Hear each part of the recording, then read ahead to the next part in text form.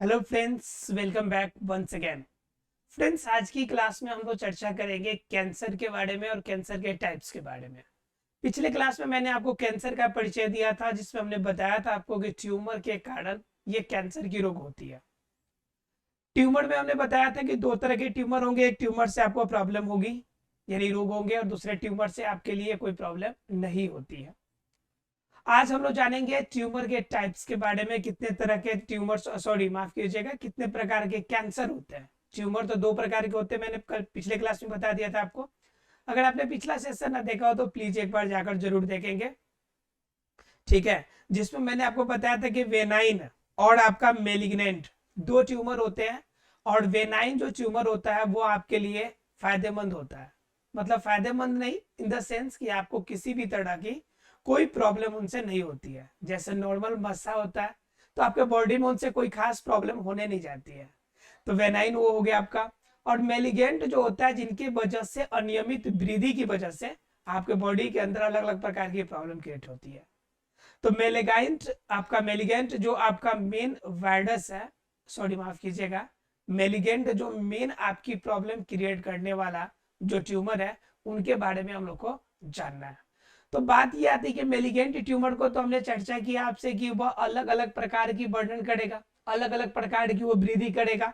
जैसे मान लीजिए कि ये आपका वायरस है या कोई भी कोशिका है जिनकी वजह से आपकी बॉडी के अंदर प्रॉब्लम हो रही है, तो ये अनियमित आकार का करेगा, तो कभी ये बड़े आकार का निकलेगा, कभी इनसे कोशिका आपका छोटे आकार की बनेगी। अलग अलग रूप में आकार का जो अनियमित अनियमित वृद्धि अनियमित वृद्धि और क्या होगा, अनियमित आकृति में वृद्धि, और अनियमित आपका क्या होगा, कोशिका विभाजन, अनियमित कोशिका विभाजन, ठीक है। इन सभी के कारण ये सभी प्रॉब्लम आपको देखने को मिलता है। क्लियर है? तो इन वजह से आपका नियमित कोशिका विभाजन की वजह से, नियमित वृद्धि की वजह से प्रॉब्लम देखने को मिलता है। अब बात आती है कि ये सभी बातें हम लोगों ने पिछले क्लास में भी आपसे बताई थी, ठीक है। अब बात आती है कि जो कैंसर रोग है वो कैंसर कितने तरह के होते हैं, कैंसर कितने प्रकार के होते हैं। कैंसर मैंने बताया कि बॉडी के लगभग लगभग सभी पार्टों में कैंसर होते हैं। तो कैंसर जगह स्थिति के आधार पर हम लोगों ने कैंसर को 5 प्रकार के भागों में बांट दिया। कैंसर कितने तरह के? 5 तरह के। 5 तरह के कैंसर कौन? पहला तो है शार्कोमा। कौन सा कैंसर है? शार्कोमा।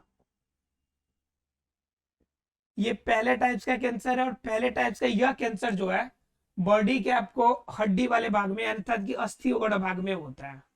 अस्थि का कैंसर होता है। जनरली सार्कोमा जो होता है सबसे कम मात्रा में होने वाला कैंसर है। लगभग समझिए कि लगभग 1% आपकी कैंसर जितने, अगर 100 कैंसर होते हैं, अगर 100 की मरीज है, तो उसमें से एक ही ऐसे मरीज होंगे जिनको सार्कोमा की प्रॉब्लम होगी। अर्थात कि अस्थि का जो कैंसर है वो बहुत कम लोगों को होता है, ठीक है। तो इसके अंदर सिर्फ अस्थि नहीं हो जाएगा, चर्बी भी हो जाएगा, स्किन कैंसर भी हो जाएगा। आपको पता होगा कि जो कैंसर होता है, कैंसर वास्तव में होने के रीजंस क्या होते हैं कि बाहरी रूप से किसी भी रूप में परिवर्तन हो जाए। हालांकि आगे चर्चा करना है इसके कारण पे, लेकिन मैं आपको बता दूं कि उत्परिवर्तन हो जाए, कोशिका के डीएनए, जीन, इन सभी में किसी भी तरह से परिवर्तन हो जाए तो होगा कैंसर। या फिर क्या हो जाए कि किसी भी तरह से कोई विकिरण पड़ जाए, कोई भी रेडिएंट बॉडी के अंदर आ जाए। रेडिएंट कैसे आएगा? आप जरा सोचिए कि एक अंगुली है, सिंगल सी अंगुली, इस अंगुली को आप बार बार क्या करा रहे हैं, बार बार एक्सरे करा रहे हैं। इस पे अल्फा किरणें बार बार पड़ रही है, एक्स किरणें बार बार जा रही है इसके अंदर। और जनरली एक बार एक्स किरणें जब बॉडी के अंदर जाती है तो जिस सेल से होकर जाती है उस सेल को मार देती है, और बगल वाले सेल को अनियमित आकार, अनियमित रूप से प्रभावित करती है। अगर लगातार एक ही पॉइंट पे अगर 5-7 बार से ज्यादा बार अगर आपने करा लिया, अगर वो एक्सरे भी, तो उसके अंदर भी कैंसर होने के चांसेस आपकी लगभग 90% बढ़ जाएगी। 90% चांसेस होगा कि उस भाग में कैंसर हो जाएगा। इसलिए एक्सरे ज्यादा करना भी आपके लिए हानिकारक है। एक्सरे पता लगाने के लिए जरूर होता है, लेकिन आपके लिए हानिकारक भी, क्योंकि रेडिएंट आपका रिलीज करेगा। और जहां पर रेडिएंट आपके बॉडी के अंदर गया तो आपके सेल को नुकसान पहुंचाएगा, और जिस सेल से होकर रेडिएंट जाएगी उस सेल को तो नष्ट कर देगा, लेकिन अगल बगल वाले जितने पार्ट होंगे सभी को क्या करेगा, वो नुकसान पहुंचाएगा। तो ध्यान रखिएगा। तो जितना आपका अस्थि वाला, अस्थि है, चर्बी है, ठीक है, या फिर आपका त्वचा का कैंसर है, त्वचा का कैंसर है,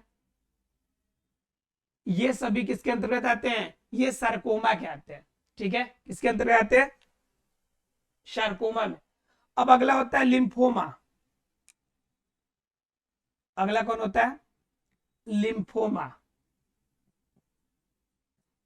लिम्फोमा का मतलब होता है कि आपका जो लसिका के अंदर होने वाले हो, लसिका में जो कैंसर होता है, ये भी देखने को मिलता है कि लसिका में जो कैंसर होगा क्या होगा, आपका लिम्फोमा होगा। तो दो हो गए आपके सार्कोमा, सबसे कम, उनसे ज्यादा होता है आपका लिम्फोमा की मात्रा, अर्थात लिम्फोमा रोग जो होगा, लिम्फोमा जो कैंसर होगा, सार्कोमा से कहीं ज्यादा चांसेस होगा कि आपको लिम्फोमा का कैंसर हो जाए। उसके बाद होता है कार्सिनोमा, सबसे बड़ा, सबसे बड़ा होता है कार्सिनोमा।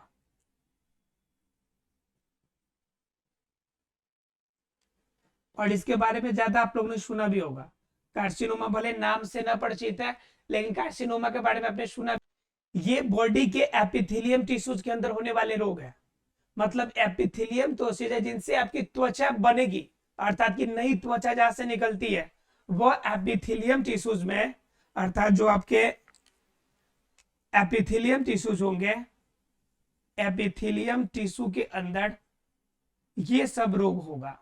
एपिथेलियम टिश्यू में ये रोग होगा, कौन, कार्सिनोमा। क्लियर है। अब कार्सिनोमा में जब एपिथेलियम टिश्यूज में होगा, समझ सकते हैं कि यह सबसे ज्यादा होने वाला रोग है। लगभग 85% आपका क्या होता है कैंसर का, यह आपका कार्सिनोमा रोग होता है। क्योंकि हम लोग कैंसर, अब हम लोग एक्सरे कराने से बाज आते नहीं है, कंटिन्यू एक्सरे कराएंगे, रेडिएंट के संपर्क में आएगा। उत्परिवर्तन की ज्यादा चांसेस बाहरी वातावरण के प्रभाव की वजह से बाहरी त्वचा के ऊपर ज्यादा होती है। तो उस कंडीशन में आपका कार्सिनोमा जो होता है, ये जो आपका कैंसर होता है, ये आवश्यकता से अधिक यानी कि ज्यादा बार होने का चांसेस कार्सिनोमा कैंसर है। ठीक है। अगर तीसरे कैंसर हो गए तो चौथे कैंसर की बात करेंगे, लाइपोमा, लाइपोसा, लाइपोसा। ठीक है, चौथा क्या हमारा, लाइपोसा। लाइपोसा कहां पे होगा, तो वसा उत्तक के ऊपर होगा। कहां पे होगा, जहां पर वसा उत्तक आपको देखने को मिलेगा। तो वसा उत्तक वाले भाग, जैसे मान लीजिए कि चर्बी वाले भाग, मैंने बताया इसमें कि चर्बी वाले भाग में ये रोग होगा सार्कोमा, और फिर मैं कह रहा हूं वसा उत्तक में होगा। तो वसा उत्तक और चर्बी क्या एक ही है, लगभग लगभग एक ही है, चर्बी और वसा उत्तक लगभग लगभग एक ही है। तो जब इसमें चर्बी में अगर हो सामान्य तो सार्कोमा कहलाएगा, लेकिन उसके वसा उत्तक के फॉर्म में आ जाए और तब हो तो ये आपका क्या होगा, लाइपोसा कहलाएगा। क्लियर है। और आखिरी एक होता है ल्यूकोमिया, ल्यूकोमिया,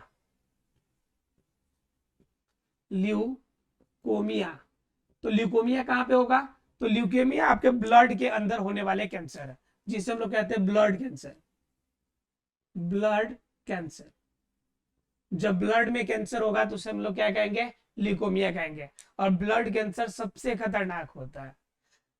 खतरनाक इसलिए होता है क्योंकि एक बार अगर ब्लड में कैंसर हो गया तो आपको क्या होगा, पहले तो 1 मंथ 2 मंथ में क्या करना पड़ेगा, ब्लड को पूरे बॉडी का चेंज करना पड़ेगा, फिर 15 दिन, फिर आपका 1 मंथ, इस तरह से आपकी ब्लड की चेंजेज होगी, वो ज्यादा हो जाएगी। उस कंडीशन में आपकी मर जाना ही उचित होगा। वैसे कंडीशन में क्या होता है कि बार बार आपके बॉडी का मतलब कि बड़ी बहुत बुरी तरह से इसका इस्तेमाल किया जाता है।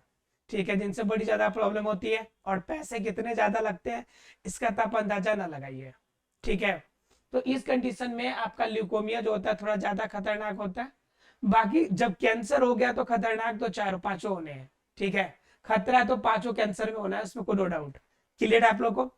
ये पांचों कैंसर आपके कैंसर के प्रकार हो गए। बात आती कि कैंसर होता किसे है, तो कैंसर जनरली देखिएगा जब भी लोग 60+ हो जाते हैं तो उनको कैंसर ज्यादा देखने को मिलते हैं, 60+ वाले लोगों को। अगर नीचे की बात कीजिएगा तो लगभग 3 से 6 वर्ष के लोग जो बच्चे होते हैं उनके अंदर कैंसर को ज्यादा देखने को मिलता है। बात ये आती है कि जब कैंसर 60+ होगा तो मरने के चांसेस ज्यादा हो जाएंगे, और जब बच्चा नवजात शिशु के रूप में रहेगा तो भी मरने के चांसेस ज्यादा हो जाते हैं। ध्यान रखिएगा एक और बात कि इसमें जब कैंसर होता है तो कैंसर में वुमेन के मरने की संख्या जो होती है थोड़ा ज्यादा हो जाती है। वुमेन के अंदर यानी औरतों के अंदर मरने की जनसंख्या जो होती है कैंसर की वजह से बहुत ज्यादा होती है, क्योंकि उनके पास रेजिस्टेंस पावर जो परिवर्तन के विरोध होता है वह थोड़ी सी कम होती है, जिनकी वजह से जब अगर कैंसर की प्रॉब्लम हो गई तो वुमेन जनरली ज्यादा चांसेस होता है कि मर भी गया जाए। ठीक है, जैसे अभी युवराज सिंह को हुआ था, जेल से बिछाड़े हुआ उनका कैंसर, फिर रिटर्न आ गए, बिल्कुल सब कुछ हो गया।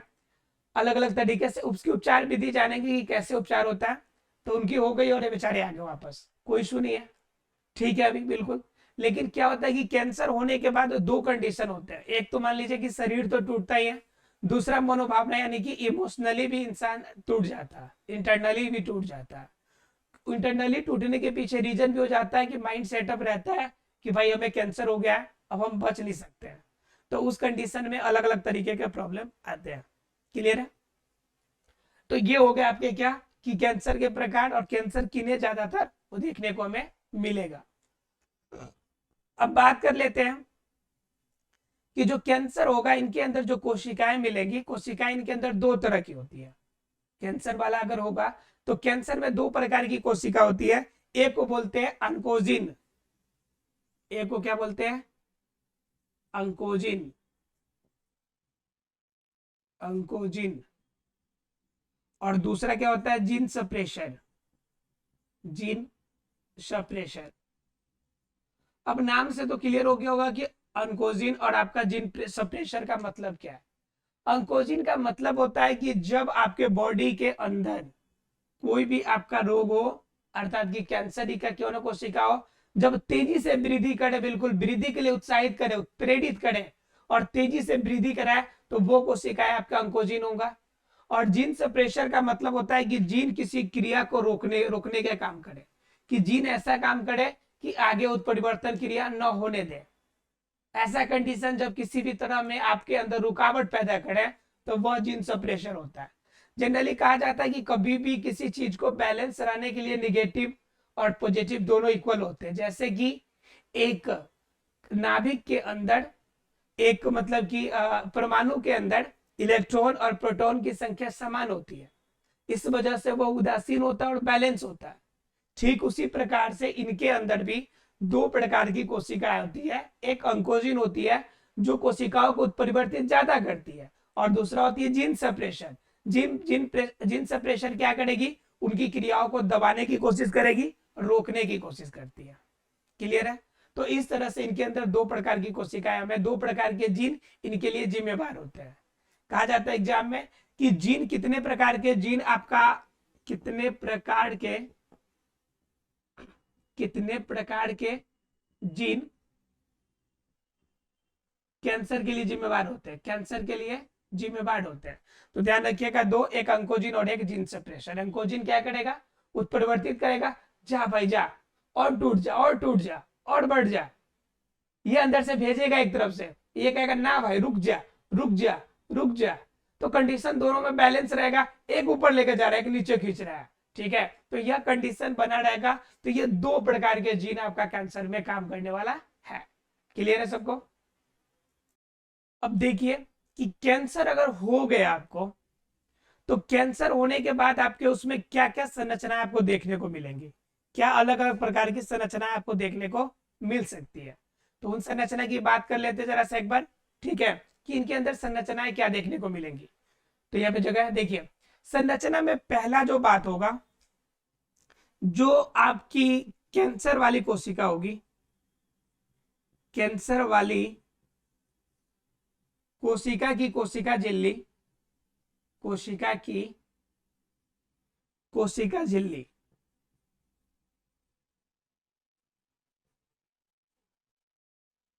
कोशिका झिल्ली अनियमित आकार से बढ़ेगी, अनियमित आकार से बढ़ेगी।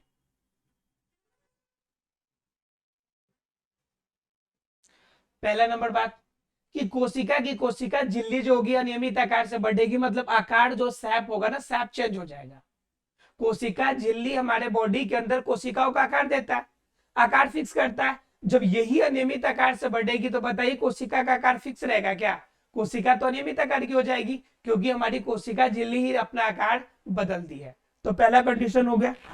दूसरा क्या हो गया कि इनके आपके जो कोशिका रस होंगे, कोशिका रस में कचरा आ जाएगा, रस में कचरा भर जाएगा।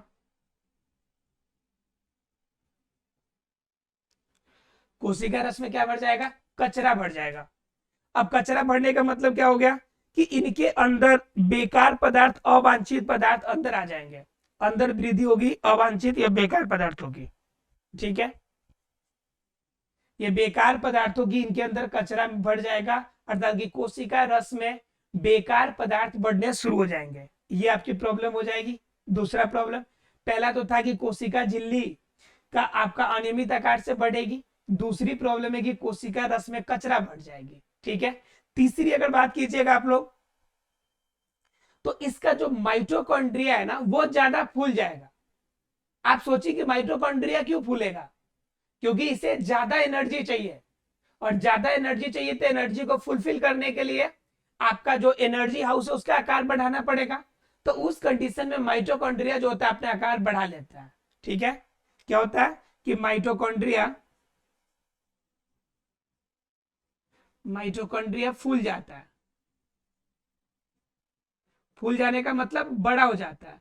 बड़ा क्यों होगा? क्योंकि इसकी एनर्जी लेवल ज्यादा हो जाएगी। कोशिका झिल्ली अनियमित आकार की हो गई, कोशिका रस में कचरा बढ़ गया, अब सभी को एनर्जी चाहिए और पूरे बॉडी को बैलेंस करना है, अर्थात पूरी कोशिका को बैलेंस करना है। तो पूरी कोशिका को बैलेंस करने के लिए हमें क्या चाहिए? एनर्जी का लेवल हाई चाहिए। तो एनर्जी का लेवल हाई कहां से मिलेगा? जहां पे माइटोकॉन्ड्रिया जो होगा अपना लेवल हाई कर देगा, जहां पे माइटोकॉन्ड्रिया आपका बेहतर तरीके से काम करना शुरू करेगा। तो कह रहा है कि माइटोकॉन्ड्रिया फूल जाएगा और माइटोकॉन्ड्रिया का लेवल थोड़ा सा क्या हो जाएगा? हाई हो जाएगा। क्लियर है फ्रेंड्स? चलिए बात करते हैं चौथे की। चौथा रीजन देखिए, अब माइटोकॉन्ड्रिया फूल गया, चौथा प्रॉब्लम क्या होगा इसके अंदर कि चौथा प्रॉब्लम ये होगा कि केंद्रक बढ़ जाएगा, केंद्रक का आकार बढ़ेगा, आकार बढ़ जाएगा। आकार बढ़ने के पीछे रीजन है कि मान लीजिए कि देखिए माइटोकॉन्ड्रिया बढ़ा है, माइटोकॉन्ड्रिया बढ़ गया, माइटोकॉन्ड्रिया के अंदर एनर्जी ज्यादा निकलेगी, ऊर्जा ज्यादा निकलेगी, आपको एनर्जी ज्यादा निकलेगी। तो बॉडी को बैलेंस करने के लिए, बॉडी को बैलेंस करने के लिए हेड ऑफ डिपार्टमेंट को तो बड़ा होना पड़ेगा ना।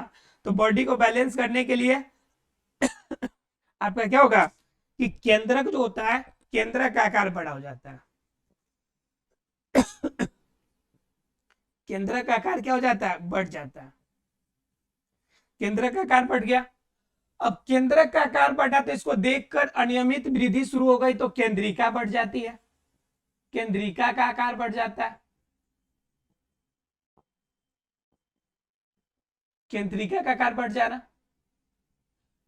अब केंद्रिका की आकार बढ़ जाना, अब इसी बात को सिर्फ आप उल्टा कीजिए, ऑटोमेटिकली सबका रीजन मालूम चलेगा। देखिए ध्यान से, ये सेल हो गया आपका, ठीक है, और ये सेल के अंदर ये कोशिका हो गई। ठीक है, अब जरा गौर कीजिएगा कि मान लीजिए कि केंद्रिका का आकार बढ़ा, ये हमारा केंद्रिका है,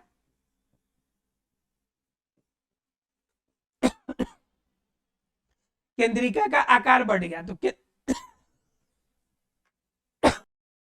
देखिए जरा गौर कीजिए, केंद्रिका का आकार बढ़ गया आपका, केंद्रिका के आकार बढ़ने के कारण क्या होगा कि ये केंद्रक का आकार बढ़ेगा, ये केंद्रक बढ़ गया।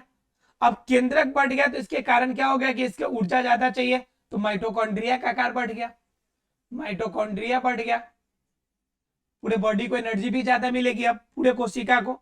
अब जब इन सभी का काम वृद्धि हो गया तो बताइए कोशिका झिल्ली अपने से बढ़ेगी कि नहीं बढ़ेगी? तो कोशिका झिल्ली का आकार आकृति बदल गया। ओवरऑल देखा जाए तो यह अनियमित आकार की कोशिका परिवर्तन के कारण ही आपके बॉडी के अंदर यह जो कैंसर की प्रॉब्लम है शुरू होती है। या कोशिका में परिवर्तन सिर्फ किसी एक भाग में परिवर्तन से नहीं है, बल्कि शरीर के बहुत सारे हिस्सों में आपकी यह परिवर्तन देखने को मिलती है, और इसी परिवर्तन के फलस्वरूप कैंसर का रोग होता है, अर्थात कि ट्यूमर होता है। क्लियर है? अब ये तो जान लिए कि भाई ये हो गया, हमने ये जान लिया कि ये परिवर्तन हो गया, लेकिन बात ये आती है कि ये रोग उत्पन्न करने वाला जो वायरस होगा, जो विषाणु होगा, वो कौन होगा? तो विषाणु कैंसर उत्पन्न करने वाले अलग अलग कैंसर के अलग अलग रूप में होते हैं। तो देखिए, ये जो वायरस के कारण, जिस वायरस के कारण ये रोग होगा, उस रोगों में क्या आ जाएगा आपका? उस रोग के अंदर आ जाएगा आपका मिक्सो वायरस। कौन virus? Myxo virus. Myxo virus की वजह से होगा। उसके अलावा आपका पिलियोमा की वजह से भी होगा, पिलियोमा की वजह से भी आपका ये रोग होगा। तो कहने का मतलब क्या है कि बहुत सारे ऐसे वायरस मिलेंगे जिनके वजह से ये आपके इनके अंदर परिवर्तन होगा, ये कैंसर उत्पन्न करने वाले वायरस होंगे। लेकिन ये समझिए कि ये वायरस सिर्फ नाम मात्र के होंगे जो आपके बॉडी के अंदर जाएंगे। दरअसल ये रोग उत्पन्न होंगे आपके बॉडी के अंदर होने वाले अनियमित आकार की वृद्धि से, जिसे यह उत्परिवर्तित करेगा, जिसमें यह प्रभाव डालेगा, उनके वजह से परिवर्तन उत्पन्न होगी और आपके बॉडी के अंदर यह क्रियाएं शुरू हो जाएगी। क्या होगा कि बॉडी के अंदर जाने के बाद जो डीएनए का डुप्लीकेशन है, जो डीएनए से एक डीएनए के डुप्लीकेशन होकर दूसरी डीएनए बनती है, मैंने आपको डुप्लीकेशन और डेप्लीकेशन दोनों बताया था, ठीक है, अर्थात डीएनए की उत्पत्ति कैसे होती है इस बात में। तो क्या है कि जब डीएनए का डुप्लीकेशन होगा तो उसमें आपका यह मिक्सो वायरस और पिलियोमा की वजह से आपकी अलग अलग रूप में परिवर्तन देखने को मिलेगा। तो ये परिवर्तन आपको किसमें मिलेगा? ये मिलेगा मिक्सो वायरस और पिलियोमा की वजह से, ठीक है। और यह जो रोग होते हैं यह कैंसर उत्पन्न करने वाले वायरस के रूप में जाने जाते हैं, ठीक है।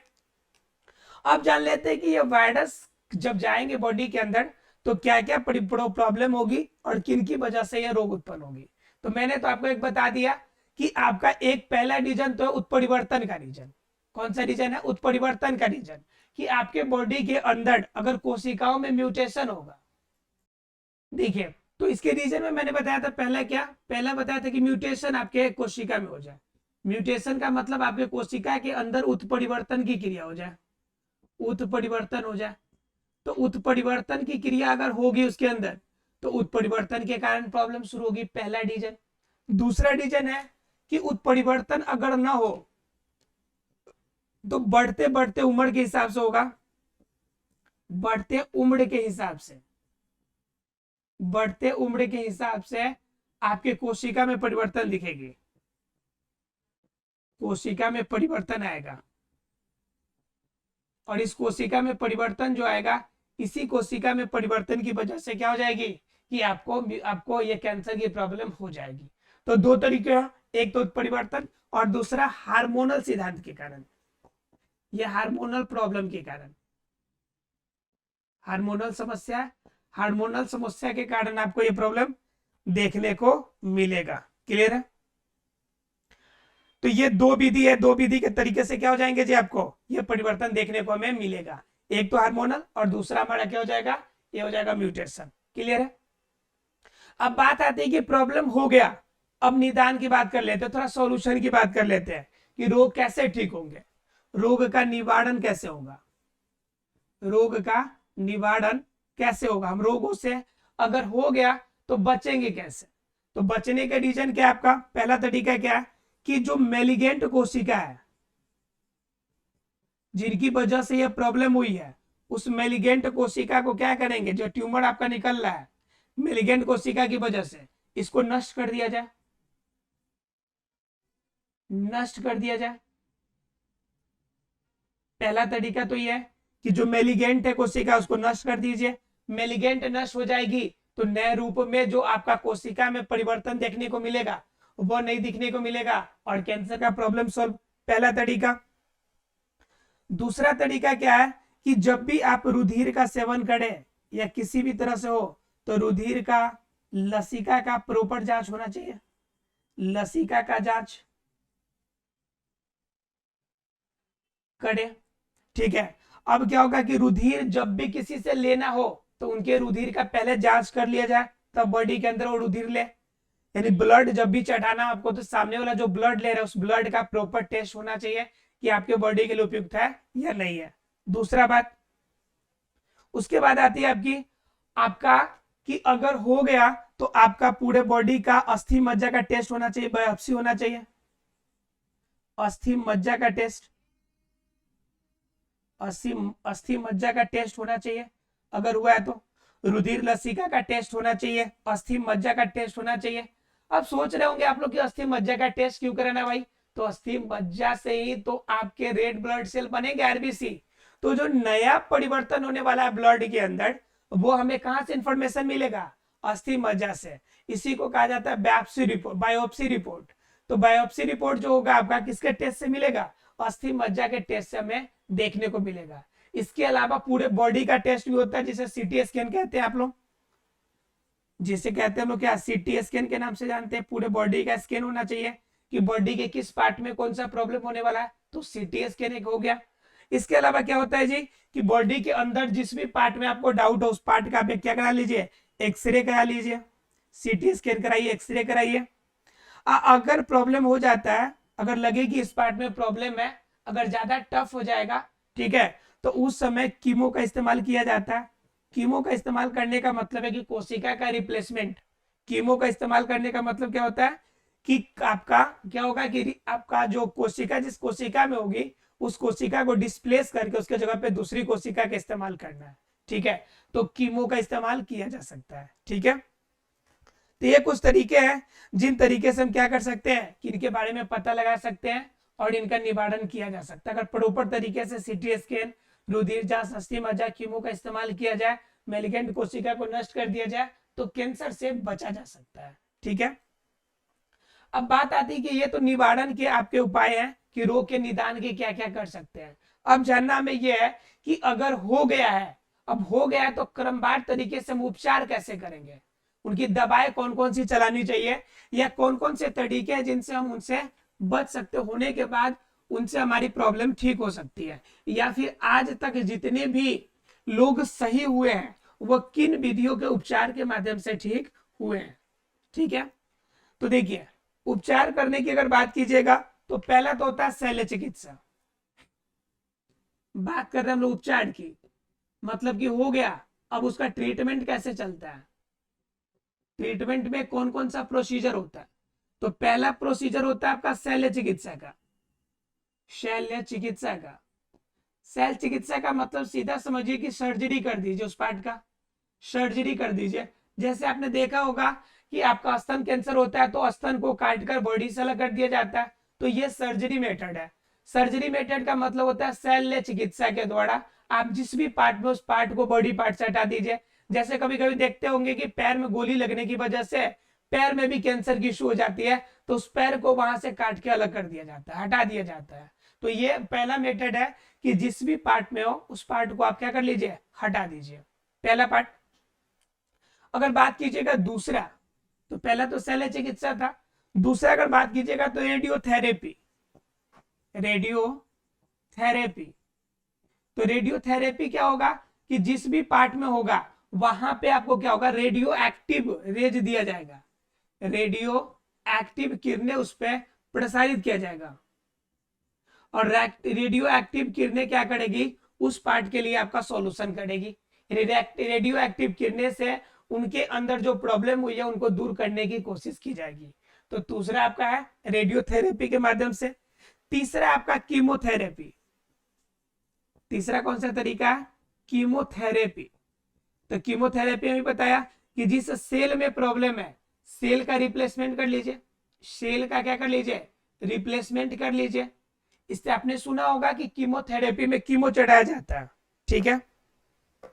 कीमोथेरेपी में क्या किया जाता है कि आपका, ठीक है, तो क्या होगा कि आपने सुना होगा कि कीमो चढ़ाया जाता है। तो कीमो चढ़ाने का मतलब होता है कि बॉडी के अंदर जो आपका स्वाभाविक रूप से ऑटो इम्यून की वजह से जो ये प्रॉब्लम शुरू होती है, फिर से अंदर की इम्यून सिस्टम की वजह से कैंसर की जो प्रॉब्लम होती है, तो उनको रोकने वाली अलग से आपकी कैंसर विरोधी आपकी क्या होगी, दवाएं दी जाएगी जो कि सेल के रिप्लेसमेंट करेगी। मतलब कोशिका के अंदर जो प्रॉब्लम हुई है कोशिका के अंदर जो ऑटो इम्यून की वजह से प्रॉब्लम हुई है उसको वो परिवर्तित कर देगा।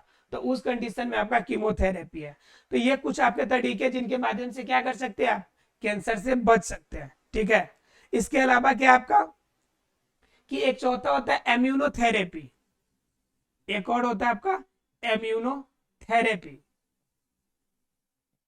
तो इम्यूनोथेरेपी क्या करेगा कि आपके बॉडी के अंदर इम्यून सिस्टम को बढ़ाएगा, जिनकी वजह से ये रोग हुआ है ऐसा रोग ना हो, ऐसी इम्यून सिस्टम आपके बॉडी के अंदर बाहर से दिया जाएगा। तो इससे हम लोग कहते हैं इम्यूनोथेरेपी।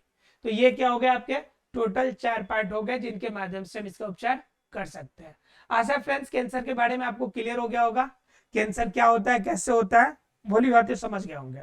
ठीक है, अगली क्लास में हम लोग जानेंगे व्यसन जनित रोग, और व्यसन जनित रोग में के साथ ही हमारा ये चैप्टर जो होगा समाप्त हो जाएगा। ये आखिरी टॉपिक होगा व्यसन जनित रोग। व्यसन जनित का मतलब होता है किसी चीज की लत लग जाती है, होती है ना लत लग जाना।